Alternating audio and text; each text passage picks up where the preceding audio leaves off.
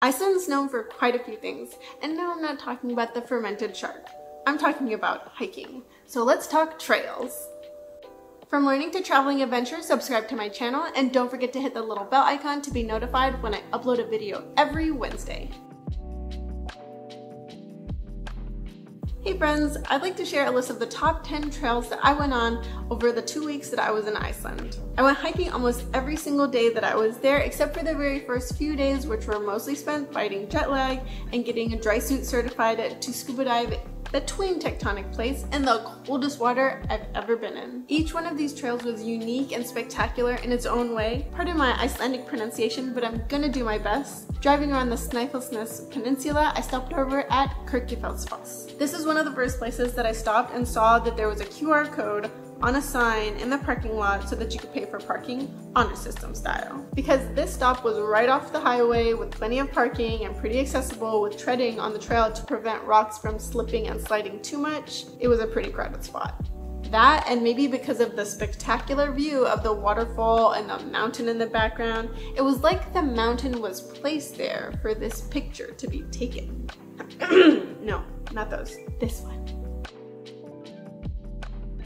Lóndrangar is also in the same area, but a bit further west off the coast of the peninsula. I found this actual trail a lot more enjoyable because it was less crowded. It felt like sunset at 3 p.m. in October when the days are getting shorter and shorter, but at least the sunset lasted a good long while.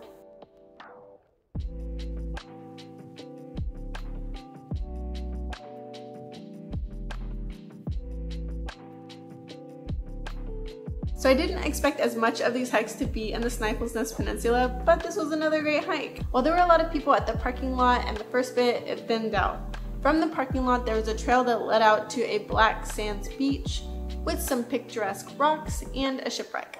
But then I continued on atop some cliffs, which is where I didn't see another person while I was up there. And here's where it really looked like sunset at 5 p.m. This trailhead seemed really organized. The parking lot had these kiosks where you pay for parking before heading over to the visitor center and food truck.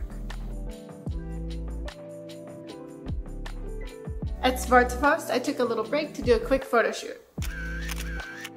The rest of the hike was pretty chill and almost boring after this pretty cool bridge. It got kind of flat and all kind of looked the same. So if I were to do this hike again, I would turn around after the bridge and enjoy a bite to eat at whatever food truck they have there, because by the time I made it back, it was closing time. I didn't plan this hike as well as I could have. It was very last minute on my last full day in Iceland. The original plan was to do a group tour to hike the volcanic area, but at that point I was pretty much done with the group tour thing. I had done 3, the cave tour, food tour, and the ice cave tour. But I guess that's just my limit for social activity in 2 weeks. 3 events. Because this was so last minute, I did have to choose the shorter route, which turned out to be alright because it was less crowded and I got to get up really close to the lava rock. Though there was this kid running around on top of the still hot, still steaming in some area, lava rock. So at any point in weakness in that rock, that kid could have just slipped right through. Dive in, save him! Oh, it's too late. Seljalandsfoss was probably one of the most crowded trails that I visited. Close to the parking lot were a machine to pay for parking, toilets, a food kiosk, and a tourist shop. Somewhere in my research, it was recommended to walk the trail counterclockwise, to bring a waterproof jacket, and good shoes. I think this trail was so popular because this waterfall is giant and because you could walk behind it. And when you get down with the main waterfall, there's this other waterfall that could be accessed by going through this dark cave tunnel area. It was an extremely windy day when I visited Skógafoss, but still gorgeous. Apparently there are 428 steps on the way up to the top of the waterfall. There are no rest stops along the stairwell, so just take your time. Faster people can go around you, faster people went around me. It was fine. I like this stop not just for the main waterfall, but also the rest of the trail. There were sheep roaming near the path, there were other waterfalls throughout. The end was a little bit anticlimactic, but it's about the journey, right? So imagine that you've been hiking for 30 minutes and you get to a water crossing. There's a log to help you cross the water, and it's obvious because hovering above it is a metal chain that's secured on either side of the river. So you go to cross the river on the log, and halfway across you notice that the rest of the log is iced over. Iced! So that was my experience. I returned to the safe side of the river and kind of just looked at the log for a while to determine if it was really worth it. There were a few others that came safely back from their hike over the iced log, so I thought that it was safe enough for me to go. I slowly, carefully took baby steps and made my way across the river as well. The loop that I intended to go on was closed, but the rest of the trail was still incredibly beautiful, testing agility and balance with steep, sometimes icy areas and chained handholds. Very fun, would recommend. I don't have many regrets in life, but not bringing a swimsuit on this hike. Ooh, I was so mad. The first sign that I saw indicating that there was a swimming area at the end of this hike, I was already at least an hour in, and so I wasn't gonna go back to the car for my swimsuit. No litter, no camping, no fire, no swimming. Oh wait, swimming. Yes, swimming. Oh I forgot my swimsuit. Somehow I missed including this very important tidbit in my notes, but if I could just save just one person from not bringing their swimsuit on this hike, I'll feel 1,000,000,000% better.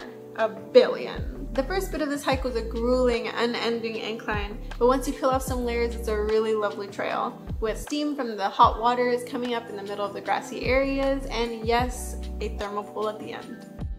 I saved the best for last. I think it was the best, and just like I've ranked the rest of these trails, it's according to my experience, but I thought Brúarfoss was magnificent. The parking lot wasn't crowded, the trail was clearly marked, albeit muddy for a time, and the path was entirely alongside of a river with the bluest blue water I've ever seen in my life. It features 3 waterfalls, but the best is the last, Brúarfoss, which has a mountain in the distance and is absolutely stunning at sunset's golden hour, which this time was 3:30 p.m. Let me know in the comments below what your favorite hike has been.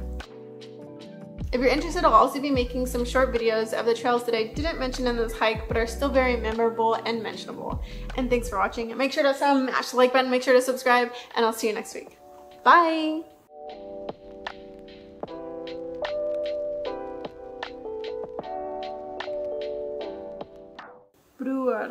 Brúarfoss.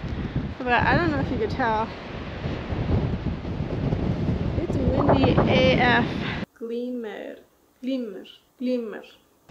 that where I'm going? I don't know about this pronunciation, man. At Kirkjufellsfoss. Oh, I don't know how to pronounce it. Please pardon my Icelandic pronunciation. The Kirkjufellsfoss